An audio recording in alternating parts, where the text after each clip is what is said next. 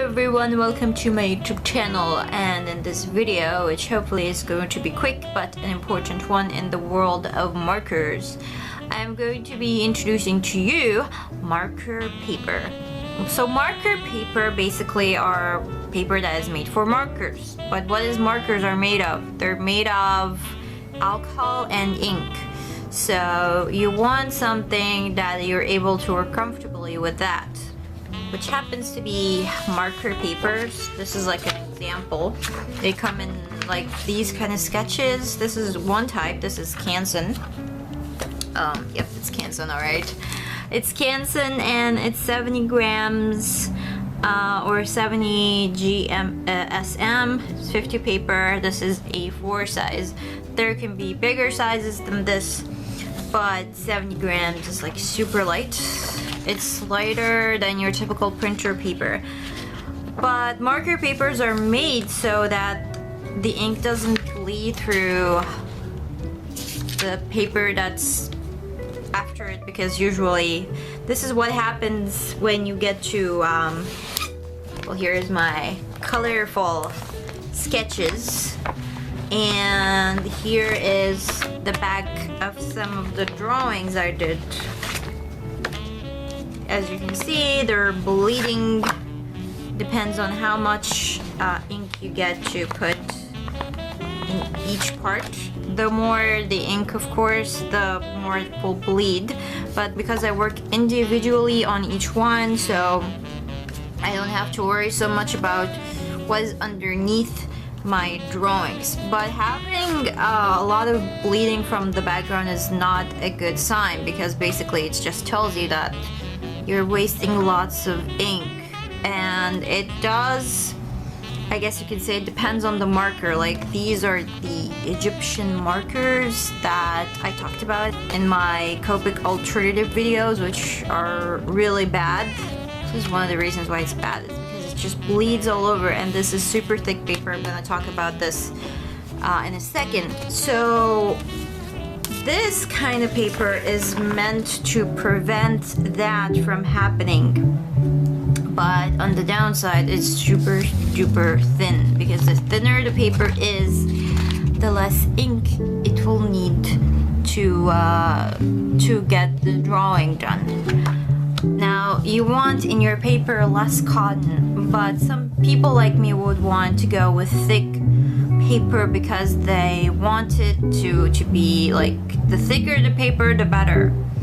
So this is something as an alternative I found. This is Fibriana, which is a decent brand, and this is supposed to be some sort of a printer paper. So that's why it's very smooth, but it's not a regular printer paper because it's 350 grams, which is 140 pound paper, and they come in 125 sheets. So it's really good if you're going for those thick, super thick prints, or if you want to draw on thick paper that relatively will not bleed a lot, and it doesn't contain a lot of cotton, so you don't have to worry about your ink being absorbed into the paper.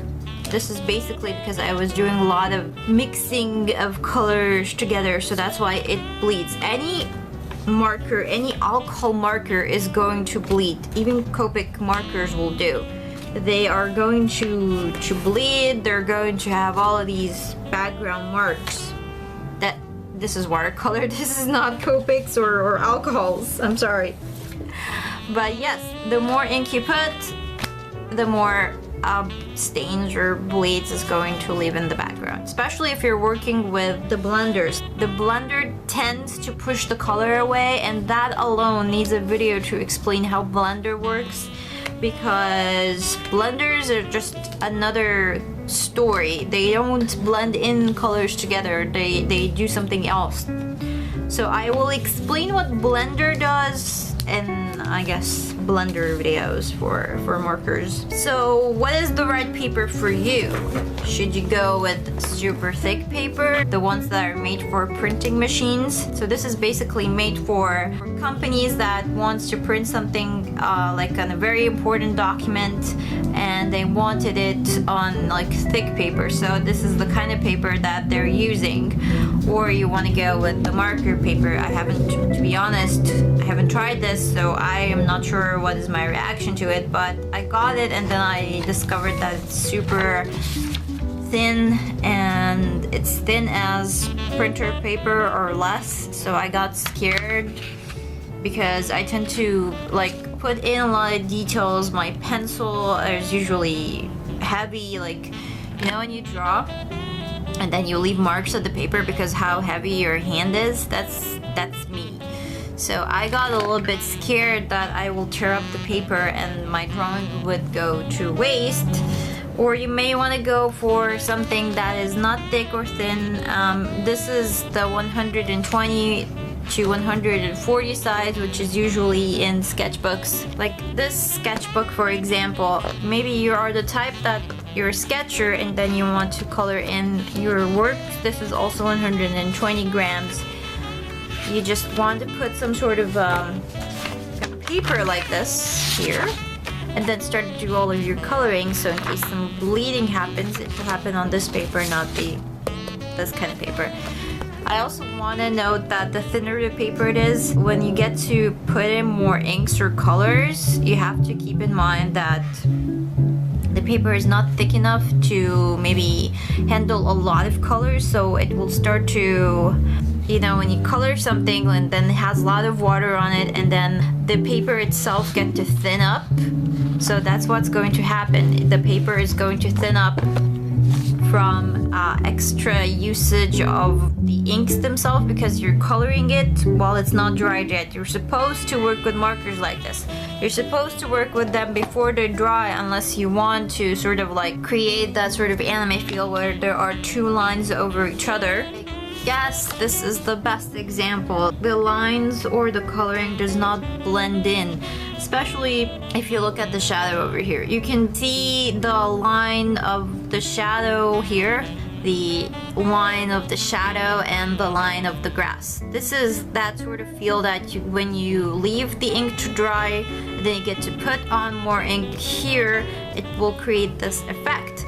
It will not create the blending effect right here, or create the blending effect here. That's another blending thing using the colorless blender.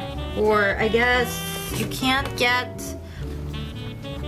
you see these two colors and how they blended together. This is sort of like, some people would see this and think of this as watercolors, but it's not. It's usually lots of ink. You have to do it quickly before the ink dries, so you can get two colors together like this, like this gradient feel type of thing. I'm going to explain more on different techniques to color with alcohol markers that you can both use for cheap markers or Copics or whatsoever. It's kind of like generic stuff on how you can use alcohol-based markers in general. It's not like you don't have to use just Copics. You can go for Pro markers, Spectrum Noir, whatever markers you want, the ones that you can afford, or these techniques just work on any kind of markers in general.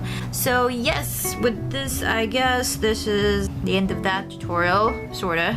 It's not really a tutorial as much as it's more like an information video about paper, because I don't think a lot of people talk about alcohol marker paper or what kind of paper that people should use. You should use something with less cotton. The papers that are made for prints are right for that. You can go with sketchbooks, that's fine. You can do as I do, use the Fabriano paper. It's pretty cheap, and I think it's available in general in any kind of like stores that sells computer stuff, because this is printer paper. If you go into like a stationery shop, you may find this at the computer accessories part, which in my case, this is where I find it. So yes, I hope this video was helpful for you all, and I will see you in another video.